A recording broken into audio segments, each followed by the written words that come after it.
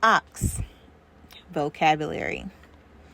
An ox, plural, oxen, also known as a bullock in British, Australian, and Indian English, is a large bovine trained and used as a draft animal.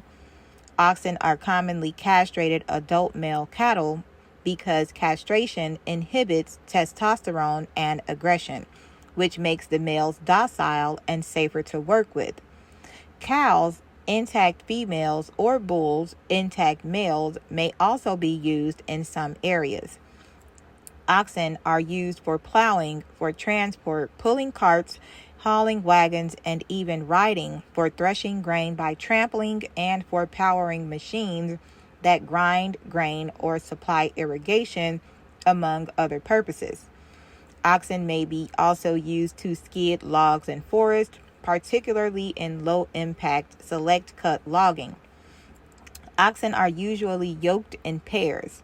Light work, such as carting household items on good roads, might require just one pair, while for heavier work, further pairs would be added as necessary. A team used for a heavy load over difficult ground might exceed 9 or 10 pairs. Oxen are thought to have first been harnessed and put to work around 4000 BC. Training. Working oxen are taught to respond to the signals of the teamster, bullocky or ox driver. The signals are given by oral command and body language, reinforced by a goad, whip, or a long pole, which also serves as a measure of length. In pre-industrial times, teamsters were known for their loud voices and forthright language. Verbal commands for draft animals vary widely throughout the world. In North America, the most common commands are back, back up, G, turn to the right, get up, also giddy up or giddy yap, contractions for get thee up or get ye up, go, haw, turn to the left, whoa, stop. In the New England tradition, young castrated cattle selected for draft are known as working steers and are painstakingly trained from a young age. Their teamster makes or buys as many as dozen yokes of different sizes for each animal as it grows. The steers are normally considered fully trained at the age of 4 and only then become known as oxen. A tradition in southeastern England was to use oxen, often Sussex cattle, as dual-purpose animals for draft and beef. A plowing team of 8 oxen normally consisted of 4 pairs aged a year apart. Each year, a pair of steers of about 3 years of age would be bought for the team and trained with the older animals.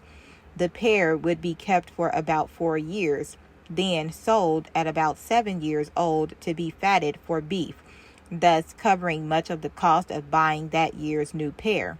Use of oxen for plowing survived in some areas of England, such as the South Downs, until the early 20th century.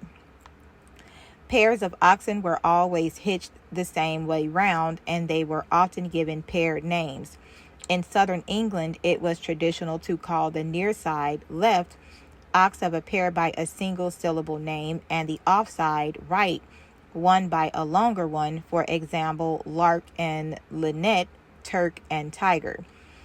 Ox trainers favor larger animals for their ability to do more work.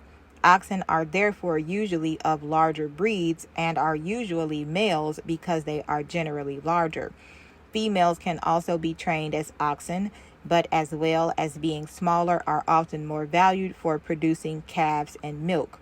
Bulls, intact males, are also used in many parts of the world, especially Asia and Africa.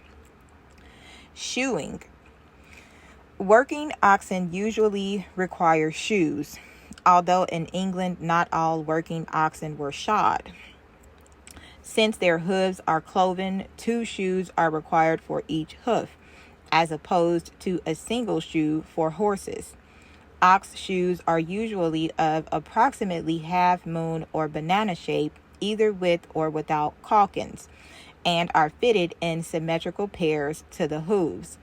Unlike horses, oxen are not easily able to balance on three legs while a farrier shoes the fourth.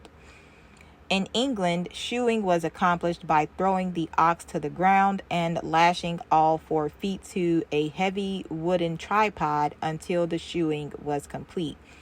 A similar technique was used in Serbia and in a simpler form in India, where it is still practiced. In Italy, where oxen may be very large, shoeing is accomplished using a massive framework of beams in which the animal can be partly or completely lifted from the ground by slings passed under the body. The feet are then lashed to lateral beams or held with a rope while the shoes are fitted. Such devices were made of wood in the past, but may today be of metal. Similar devices are found in France, Austria, Germany, Spain, Canada, and the United States, where they may be called ox slings, ox presses, or shoeing stalls.